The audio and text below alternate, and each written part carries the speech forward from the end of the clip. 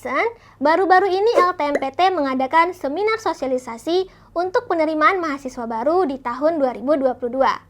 Apa aja ya informasi yang disebarkan oleh LTMPT melalui seminar tersebut?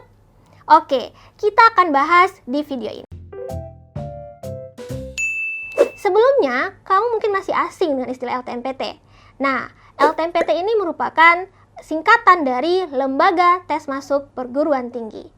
Jadi, LTMPT adalah lembaga penyelenggara tes yang tetap, kredibel, proporsional, efisien, dan efektif. Ada 4 informasi penting yang harus kamu ketahui mengenai penerimaan mahasiswa baru di tahun 2022. Yang pertama adalah peningkatan kualitas proses seleksi penerimaan mahasiswa baru di perguruan tinggi. Informasi yang kedua adalah ada 3 jenis jalur seleksi masuk perguruan tinggi untuk tahun 2022. Jalur pertama adalah SNMPTN, lalu yang kedua SBMPTN, dan yang terakhir seleksi mandiri. Informasi yang ketiga adalah pengembangan model proses seleksi sesuai perkembangan teknologi informasi dan era digitalisasi melalui ujian tulis berbasis komputer, alias UTBK. Dan poin yang terakhir adalah model tes dan seleksi mahasiswa baru mengacu pada prinsip adil, transparan, fleksibel, efisien, dan akuntabel.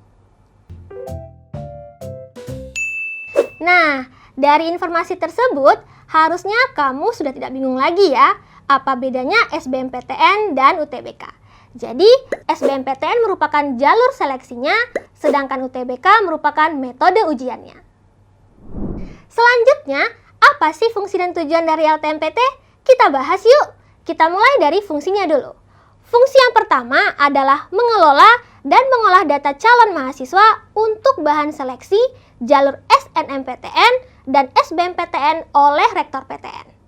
Fungsi yang kedua, melaksanakan UTBK. Dan fungsi yang ketiga, menyampaikan hasil UTBK kepada peserta dan PTN tujuan.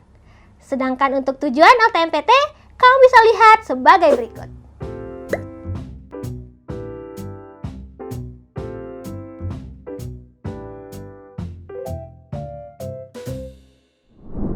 Sobat Edson, sekarang tentu kamu penasaran dan bertanya-tanya, bagaimana sih kuotanya di masing-masing jalur ini? Oke, jadi LTMPT menetapkan sebagai berikut. Untuk jalur SNMPTN, kuotanya minimum 20%. Sedangkan untuk SBMPTN, kuotanya minimum 40%. Dan seleksi mandiri, kuotanya maksimum 30%. Tapi ada pengecualiannya nih. Pengecualiannya terletak pada PTN Badan Hukum. Nah, untuk PTN Badan Hukum, kuota SBMPTN-nya minimum 30% dan seleksi mandiri maksimum 50%. Seperti itu ya. Lalu kriteria penerimaannya berdasarkan apa ya? Nah, kriteria penerimaan ini berbeda lagi di masing-masing jalur penerimaan. Oke, untuk SNMPTN, kriteria penerimaannya berdasarkan nilai akademik saja atau nilai akademik dan prestasi lain yang ditetapkan oleh PTN. Oke, sedangkan untuk SBMPTN, kriteria penerimaannya berdasarkan hasil UTBK saja, bisa juga hasil UTBK plus kriteria lain yang ditetapkan oleh PTN. Nah, kriteria lain di sini dimaksudkan portofolio ya.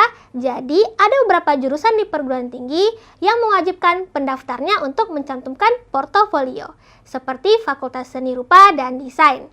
Sedangkan untuk jalur mandiri, kriteria penerimaannya bisa menggunakan nilai UTBK, tapi ada juga nih beberapa PTN yang melaksanakan ujian mandiri lagi.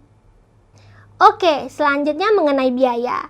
Nah, ini berbeda lagi Sobat Edson di masing-masing jalur penerimaan. Untuk penerimaan di jalur SNMPTN, biayanya full ditanggung oleh pemerintah.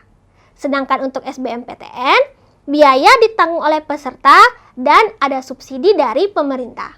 Lain lagi untuk jalur mandiri, biayanya full ditanggung oleh peserta. Hal lain yang perlu kamu ketahui adalah sistem pendaftarannya sudah menggunakan teknologi Single Sign-On atau SSO, di mana satu orang pengguna hanya bisa memiliki satu akun saja. Satu akun inilah yang digunakan di semua proses, mulai dari pengisian PDSS, pendaftaran SNMPTN, hingga pendaftaran UTBK dan SBMPTN.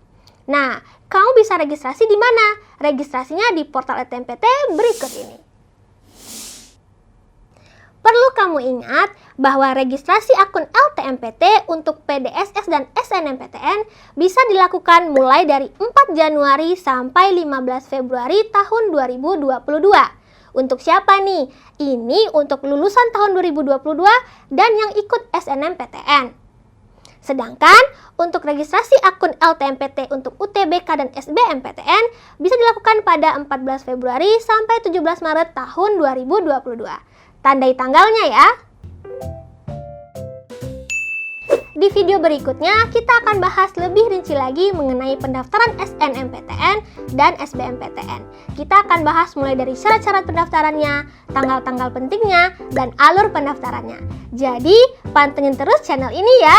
Sampai jumpa!